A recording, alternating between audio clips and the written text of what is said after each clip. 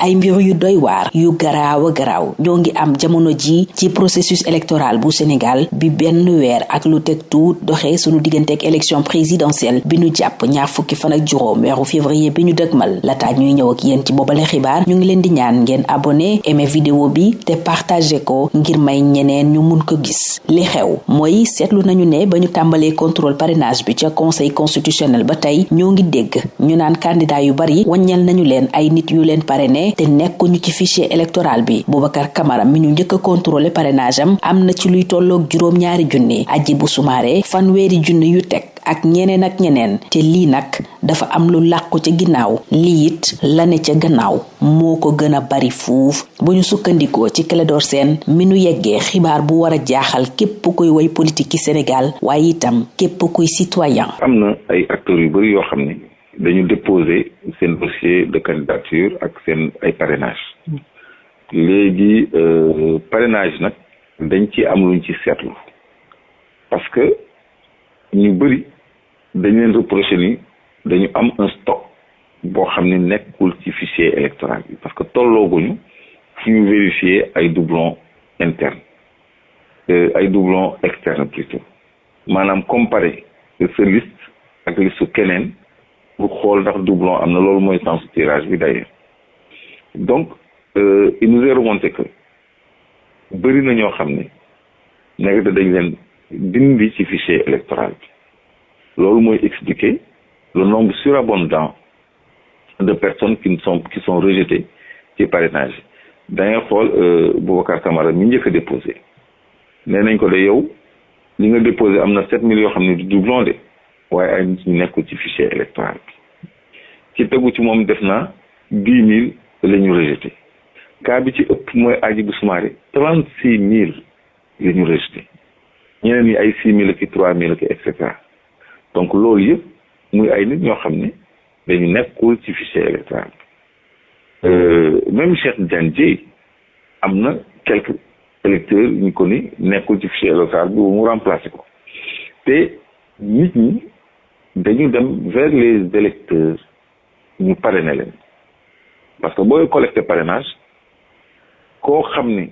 carte d'identité mënul voter doo ko dugal ci sa liste donc da ngay bind nit koo xam ne au verso de sa carte d'identité ay information électorale mu ngi ci nga jël numéro CEDEAO mu signal la mais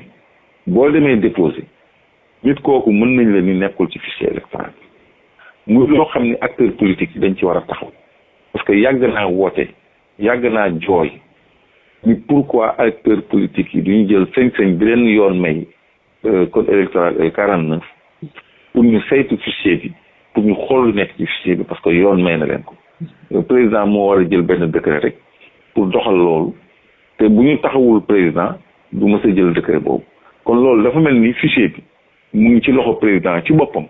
parce que loi ba may opposition bi mu saytu ko dañ ci galan dañ ci laxas benn décret boo xam ni Macky Sall moo ko war a jël kon tant que Macky Sall permettre opposition bi mu yër fichier bi duñu yër fichier bi donc loolu xeex la bu ñu war a mëne pour xam li ci nekk parce que mënoo dugg ci parrainage inscrire say nit te xamoo ni ndax ñu ngi ci fichier bi li rafet sa njott rek mooy carte d'identité bi ngay jël da ngay gis ni carte d'identité ku mën a voter la waaye boo demee ba ci cëppaandaw ba déposé ñu ne la ay junni carte d'identité nekkuñu ci fichier bi loolu information la war a doon pour acteurs politiques yi nga xam ne ñoo collecté seen ay parrainage mais ba noppi ñun leen noonu nekkuñu ci fichier bi loolu buñ ko totalisé woon day doon nombre bu jéggi dayoo te mais attirer attention nit ñi ci communication Mame Mbaye Niang parce que moom laa tuddee naar bu ndaw bi parce que nee na fi Ousmane Sonko ñu ngi ko génnee ci période de consolidation fichier bi parce que chaque année dafa am période boo xam ne dañuy consolider fichier bi génnee ci ñi génn àddina génnee ci ñi yoon invalidé pour dootu ñu mën a nekk électeur génnee ci daal en somme ñëpp ñi nga xam ne dañ leen war a génnee ci fichier bi yokk ci ñiñ ci war a yokk ba noppi tëj ko loolu ñoom bañ koy def kenn yëgul kenn tiwul Mame Mbaye Niang moo ko wax ni consolider nañ fichier bi date sàngam parce que chaque année date sàngam la ñuy consolider fichier bi léegi nag opposition bi bu ñu amul fichier bi ñoom seen bopp mais duñu xam lu ci nekk te conseil constitutionnel bii saytu parrainage mais kan moo koy jox fichier. direction générale des élections léegi moom fichier bi ñu ko jox rek moom ci la mën a liggéey léegi bu ñu ko joxee fichier boo xam ni Fatou Thiam Ngom nekku ci te Fatou Thiam Ngom kartam ñun ni école sàngam lay wote yow nga parrainel ma conseil constitutionnel ni yow nekkoo ci fichier bi loolu problème la. kon Clédor mun nañu njortu ne ñiy organiser élection yi am nañu information ci électeurs yi comme quoi que kii fii la far fële la far ba ñu am possibilité wu seppi ko ci fichier bi te kenn du yëg. waaw xam nga boo mësee parrainer élection législative par exemple nga collecté parrainage wala élection 2019 nga def parrainage dañu ni benn nit rek nga am droit parrainer kon ki ngay votel kooku ngay parrainer léegi ñi parrainel APR ñoom xam nañ ko ñoom am nañu information ñi leen parrainel léegi ku bokkul ci ñooñu yow àndoog ñoom xam nañu ñi leen votel bu ñu demee élection ba pare bu ñu génnee ci législative yi seen 1,5 million votants yooyu ñoom pegg nañ ko képp ku ci nekkul wala ñoom ku ñu dugalul seen bopp ci fichier bi mais dañu leen di jàppee comme électorat hostile te ñëpp ñi voté contre ñoom xam nañ ko la tenue du fichier électoral tenue mooy yorin bi li ciy dugg ak li ciy génn léegi loolu boo ko exercé wu mënoo xam li ciy dugg mënoo xam li ciy génn loolu bu ne këtt ni jot na rek ñu ne la lii nekku ci léegi risque bi nag mooy le jour du scrutin ci boppam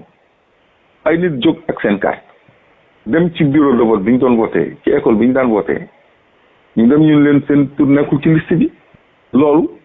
day am tout le temps mais ampleur bi mu nar a am ci élection yi bu ñu moytuwul mooy ëpp fuuf te boobaa day doon benn désorganisation boo xam ne kenn du ci mën dara parce que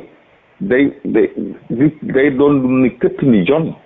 kon loolu nag je crois que parti politique yi war nañ ci am taxawaay au-delà de jàngat nga ñëw ñun la sa 10 000 parrain nekkuñu ci fichier bi rek nga dem toog c'est pas l'attitude wut yeneen da ngay xoolaat ñi la jox carte d'identité nga xool même boo ci mënee am ñett sax yuy prouver ni ñii seen carte d'identité dañ am na ma information électorale te dañ leen rejeté mu nekk preuve comme quoi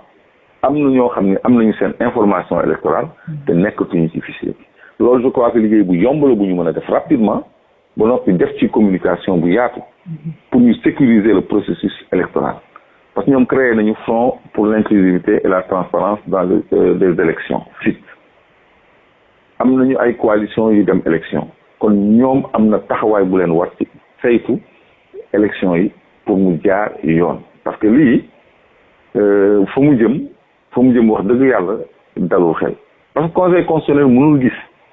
DG bi nga xam ne moo doon bañ Ousmane Sonko inscrire moom moo koy jox fichier boobu nag ñoom rek a xam lu ci nekk ñi ci dindeeg ñi ci dugal ñoom ñoo gérer liy dugg ak liy génn sans aucun contrôle d'un membre de la Sénat wala des partis politiques légalement constitués comme ni ko yoon waxee lii nag maa ngi ciy attirer attention acteurs politiques yëpp ñu fexe ba am accès au fichier ba noppi xool ñi conseil constitutionnel ni nekkuñu ci fichier bi lan moo leen jëlee ci fichier bi parce que loolu pour am ci traçabilité ak preuve lu yomb la man mii de tey jii su ma collecté woon sama 50 000 parrain ñu ni ma 36 000 yi baaxul 36 000 yi xanaa dinaa mën a am 10 ñoo xam ne xam naa ni signal nañ ma xool ndax ci ñi ñu rejeté la ñu bokk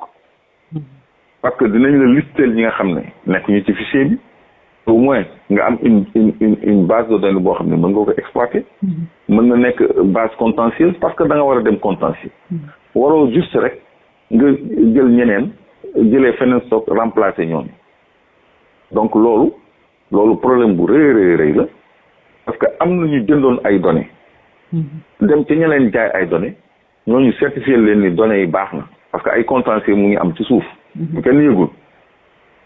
parce que affaire u clé USB yi moom vraiment bu ñu jógee ci élection yi def naa lu bëri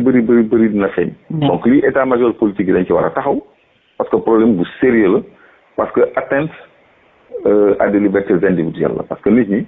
kenn waru leen xañ seen droit de vote ci li ñu tegul fenn. Clédor bu li continuer est-ce que mën nañu ne les élections sont gagnées d'avance peut-être par le camp? En tout cas les élections sont biaisées d'avance biaisées maanaam jàdd na yoon ba pare parce que bëri na ñoo xam ne waroon nañu taxaw nekk candidat ba léegi xamuñu ndax danañu nekk candidat kon élection yi biaisé nañ ko mais am nañu aussi ay paramètres d'appréciation de l'élection parce que boo nee élection Karim Wade Ousmane Sonko Khalifa Sall ñooy incertitude yi léegi incertitude yooyu yëpp justice def ci laxasu mais appareil administration et des fois sax loxo justice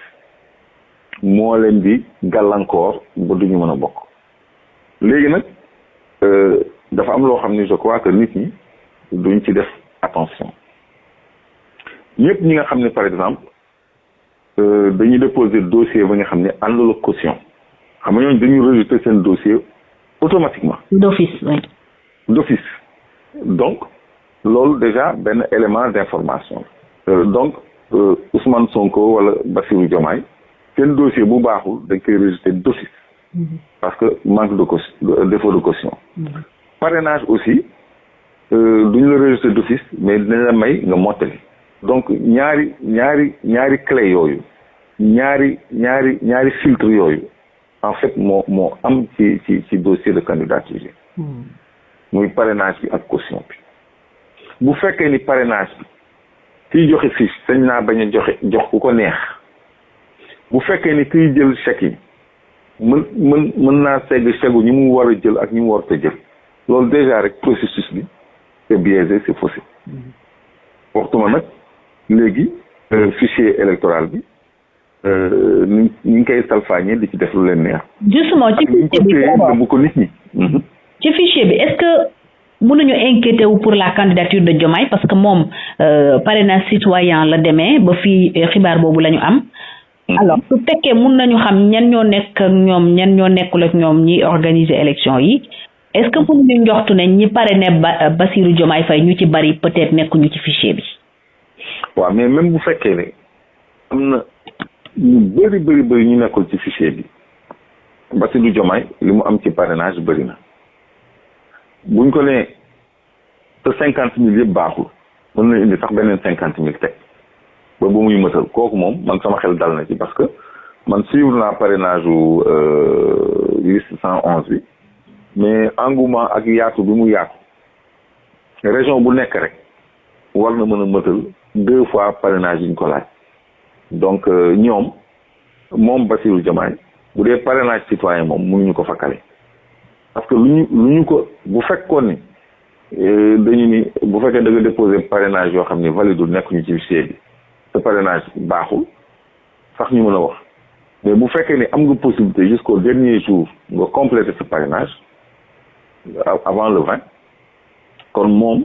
dina mën a mëtal par A ou par B parce que am na stock bu mu mën a remplacer lañ koy invalider donc foofu moom mënuñu fa am lay. D'accord. Mais bu fekkee ni un candidat simple koo xam ne pour nga am 40,000 signatures dafa métti nga daj lu ne pour am ko nga dem ba am 50,000 nga ñëw ni la xaaj bi nekkul ci fichier bi kooku problème la kooku mënul am beneen stock pour reconstituer li ko manqué donc doole yi tolloowuñ donc loolu moo rendre vide de sens parrainage bi nga xam ne ku nekk kenn rek la mën a parrainer parce que loolu nee naa du parrainage da nga war a mën a parrainer 1, 2 ba 3 personnes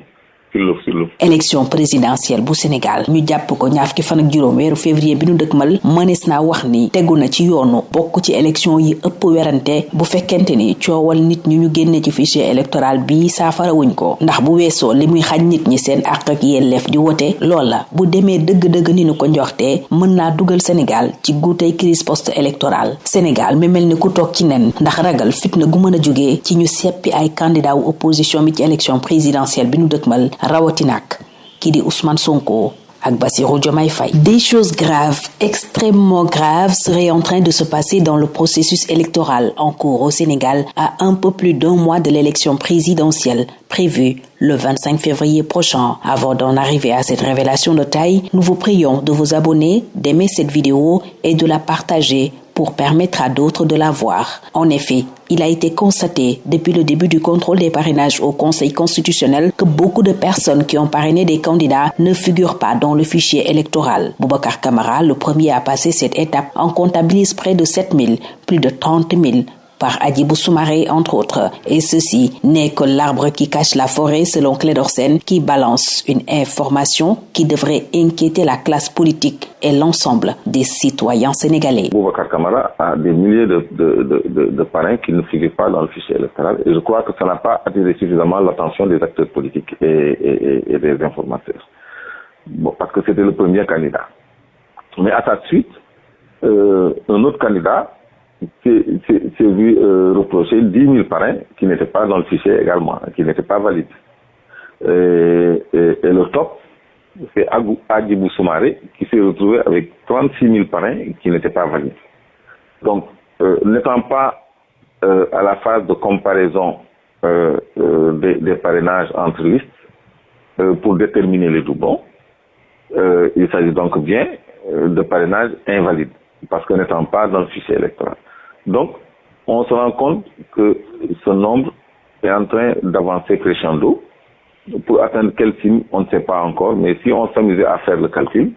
ça se résumerait en centaines de milliers d'électeurs non présents sur les listes électorales et pourtant collectés par des acteurs politiques. Et si l'on sait que cette collecte se fait physiquement, sur la base de la carte d'identité, dont on vérifie que le verso contient les informations électorales, on ne comprend pas le rejet aussi massif de parrainages qui ont été physiquement collectés et régulièrement déposés au Conseil constitutionnel. Maintenant, le Conseil constitutionnel vérifie aussi sur la base d'un fichier qui lui est transmis par la Direction générale des élections. Cette direction même qui s'est opposée à l'inscription sur les listes électorales de certains candidats ou d'un candidat à l'élection présidentielle, en l'occurrence Ousmane Sonko. Donc, si cette administration-là donne l'instrument de contrôle des parrainages et que cette administration refuse de donner des listes à certains, donc a le souci d'empêcher certains, donc Ousmane Sonko et ses candidats, parce qu'il a des candidats aussi, c'est la particularité de cette élection, en Bassirou Diomaye Faye. Donc, le Conseil constitutionnel est aiguillonné ou mis en erreur par le fichier qu'on lui donne. Et un logiciel de vérification que personne n'appréhende. Personne, on ne sait pas sur quelle base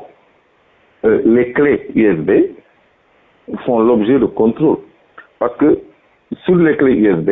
ne figure pas de signature électronique, alors que sur les fiches de parrainage, les signatures sont établies physiquement.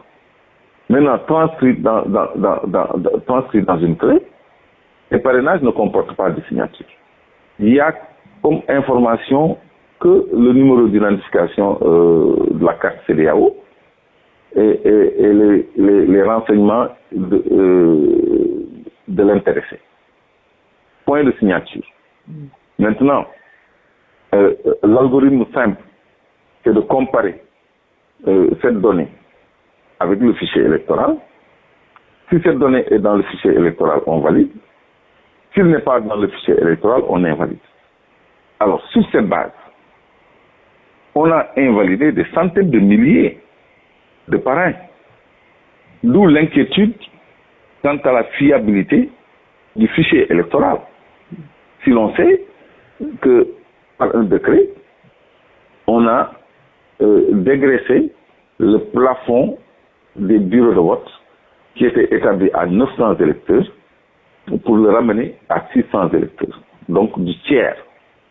Maintenant, ce tiers des électeurs ont été reventilés dans plusieurs centres et bureaux de vote. On ne sait pas par quels moyens, on on ne sait pas où. C'est un stock qui est à la disposition de la direction générale des élections. D'où la pertinence d'intégrer dans le contrôle du processus électoral les acteurs politiques tels qu'en dispose le code électoral en son article L49 que je ne cesse de répéter. Il dit que la Sénat ainsi que les partis politiques légalement constitués ont le droit de regard et de contrôle sur la tenue du fichier électoral. Donc, même si ce droit de regard et de contrôle est assujetti à un décret, parce que la disposition complète en disant un décret fixera les modalités de ce contrôle, ça veut dire que les cartes sont entre les mains du président Macky Sall, qui a le décret. Donc, tant qu'il ne plaît pas à Macky Sall, l'opposition n'aura pas accès au fichier électoral. Ça, c'est une injustice notoire parce qu'on ne doit pas assujettir l'application d'une loi à la prise d'un décret, surtout en matière électorale. Pour le président de la République, c'est partie du jeu. Il n'est pas qu'arbitre, il n'est même pas arbitre du tout. Donc son décret ne devrait pas intervenir dans une disposition aussi importante que le contrôle du fichier électoral par les partis politiques légalement constitués. Et ça, c'est un combat que l'opposition doit mener. Et je ne cesse d'attirer l'attention sur ce point précis à mes collègues de l'opposition. Mais je vois qu'on est à 1 mois et quelques encablures de la présidentielle. Et on ne sait toujours pas ce qu'il y a dans le fichier. Et c'est pour ça qu'on a tout le temps des surprises, que les gens déposent des milliers de parrains et qu'ils se retrouvent à la clé avec un bon stock d'invalides parce que ne figurant pas sur le fichier électoral. Alors que l'opposition n'a aucun moyen de contrôler si effectivement ces parrains sont retirés du fichier électoral et pour quelles raisons. Ils ne font que changer de stock, substituer ces parrainages à d'autres pour atteindre le nombre requis. Je crois que c'est insuffisant et au-delà de ça, je crois que toutes les personnes recalées dans leur ensemble doivent mettre en compilation leurs données, c'est-à-dire le parrainage invalidé, et pour les comparer à ce qu'ils ont collecté physiquement sur le terrain, à des cartes d'identité réelles avec mention électorale, pour constater le nombre de cas qui sont inscrits dans le fichier électoral à leurs pièces et dont on a dit qu'ils n'y étaient pas. C'est un mémorandum qu'il doit faire dans les plus grands délais, pour la transparence et la régularité des élections. Est-ce qu'il n'y a pas de souci à se faire pour Bassirou Diomaye Faye, Clédor? Parce qu'on croit savoir que ceux qui organisent les élections savent qui vote pour qui. Alors, si c'est le cas, si ce sont peut-être des militants ou des partisans de l'opposition, notamment de l'ex-PASTEF qui sont ciblés, est-ce qu'on ne peut pas s'inquiéter pour le parrainage de Bassirou Diomaye Faye qui va avec le parrainage citoyen, contrairement à Ousmane Sonko qui a opté pour le parrainage des élus? On peut penser qu'il y aura des velléités de blocage de ce parrainage ou d'invalidation de ce parrainage. Par la DGE d'abord, qui gère le fichier électoral. Parce que moi, je jette la suspicion beaucoup plus sur le DGE, sur la DGE plutôt, que sur le Conseil constitutionnel. Ce qui me rassure pour le cas de Bassirou Diomaye Faye, c'est l'importance du stock de parrainage qu'il a. Parce que la liste 111 a été parrainée à outrance. Par des centaines de milliers de parrains, là où on en demande une quarantaine de milliers. Donc, eux, ils doivent avoir facilement le million. Donc, un stock assez suffisant pour remplacer tout stock de parrains invalidés parce que ne figurant pas sur les listes électorales. Donc, on ne peut pas en cibler plus de 50 000. Et ils peuvent donner Bassirou Diomaye peut donner plusieurs fois un stock de 50 000 parrains valides. Donc, le problème ne se pose pas pour lui. Moi, je suis rassuré que comme Cheikh Diagne, il passera parce qu'ils ont été méticuleux, très méticuleux sur la collecte des parrainages. Donc, Cheikh Diagne, il est passé sans tambour ni trompette. Et tout le monde subodore qu'il a tiré dans le stock du 111 parce qu'il suffit juste de verser ça dans une autre liste alliée. Donc le PASTEF aurait pu parrainer plus de 4 ou 5 candidats, ne serait-ce que par le parrainage citoyen qui a été collecté de façon très sérieuse et très méticuleuse. Ils ont fait beaucoup attention au remplissage, aux détails, au caractère et à tout. Donc maintenant, c'est là où ce sera le plus intéressant. Parce que si, par exemple, on dit que Diomaye a 20 000 parrains qui ne sont pas dans le fichier électoral, alors que eux, de façon méticuleuse, ils ont collecté des personnes physiques, des cartes d'identité physiques, des signatures physiques. Donc, ils ont le moyen de vérifier que leurs parrains sont bel et bien dans le fichier électoral. Alors, il faudrait bien que la Direction générale des élections nous dise sur quelle base ces électeurs-là ont été retirés du fichier. Parce que ce ne sont pas des personnes qui sont mortes ou frappées par une décision judiciaire qui permet leur extirpation du fichier électoral. Et ça, je crois que c'est un travail que les états-majors politiques doivent faire. C'est pour ça que j'alerte et j'attire leur attention sur cet état de fait. Et je crois que le poteau rose a été découvert et il faut le mettre à nu et sur la place publique. Ce sera la dernière question. Si ce problème n'est pas réglé par l'opposition, par le FIT, est-ce que on peut parler d'élections gagnées d'avance par le régime, le parti au pouvoir? Oui, il pourrait, comme d'habitude, fabriquer le résultat et les faire proclamer. Parce que à ce moment-là, l'opposition n'aura pas de base de contestation légale qui pourrait convaincre l'opinion nationale et internationale. Parce que si la majeure partie des Sénégalais n'arrivent pas à voter, si on a filtré des candidats qui portent l'espoir de la plupart des Sénégalais, non seulement ça peut jouer sur l'abstention, le taux d'abstention qui peut augmenter, et ça peut favoriser aussi le tripatouillage des résultats de l'élection. Parce qu'on se souvient qu'en 2019, Abdoulaye Dione avait dit qu'il n'y aurait pas plus de 5 candidats retenus. Il y en avait exactement 5. Il avait dit que le président Macky Sall passerait avec 58%. Il est passé avec 57%. Donc, c'est une prophétie qui n'en est pas une, mais qui est basée sur un système de fraude informatique, électronique,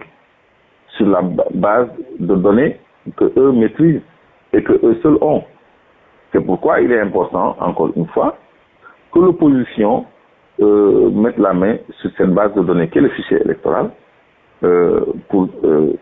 vraiment l'assainir et le fiabiliser. L'élection présidentielle sénégalaise prévue le 25 février 2024 est donc bien partie pour être l'une des plus contestées, avec cette histoire de votants ne figurant pas sur le fichier électoral. En plus de porter préjudice aux citoyens, s'il s'avère, cet état de fait risque de fausser le jeu démocratique et d'ouvrir la voie à une probable crise post-électorale qui serait très menaçante pour le Sénégal, déjà sur une poudrière à cause de l'élimination redoutée de certains candidats de l'opposition radicale, à savoir Ousmane Sonko et Bassirou Diomaye Faye.